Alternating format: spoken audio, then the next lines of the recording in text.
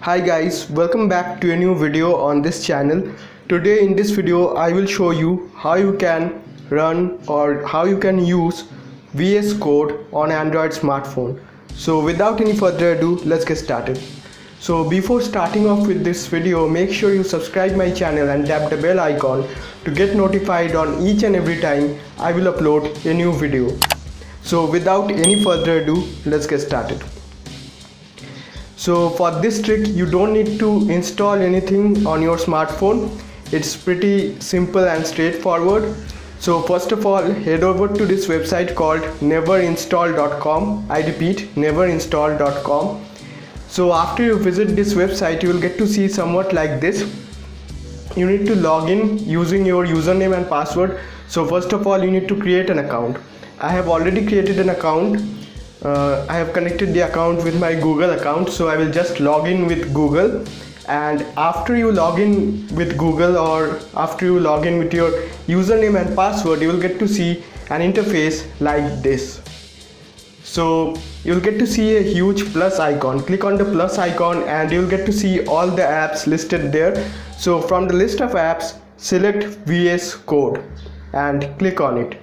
So as soon as you select VS Code, you'll get to see the app details, application details, basically the developer of the app, which is Microsoft in this case, and all other details, the version and all. So then you need to select the region. In this case, for my case, I will be using India as my region, so I will select India as I am from India, and then I will click on launch now. So as you can see, this website is launching this application, and after the launch process gets completed, or after the website launches VS Code, you'll get to see some options. Just keep on clicking next and next. Then click on the three dot icon on the top right corner, and then you will get to see an option called add to device or add to home. So as soon as you click on that, what will happen is you will get to see an icon created on your smartphone screen, on your home screen probably. So just come back to your home screen and click on the icon that is recently created. So because you have added the app to your home screen, because you have added the shortcut to the website to the home screen, you'll get to see an icon. So click on that icon for better user experience. Alright, so after you click on that icon, you'll be redirected to the web page, but this time you won't be able to see the browser address bar. So it will be convenient for you to use it.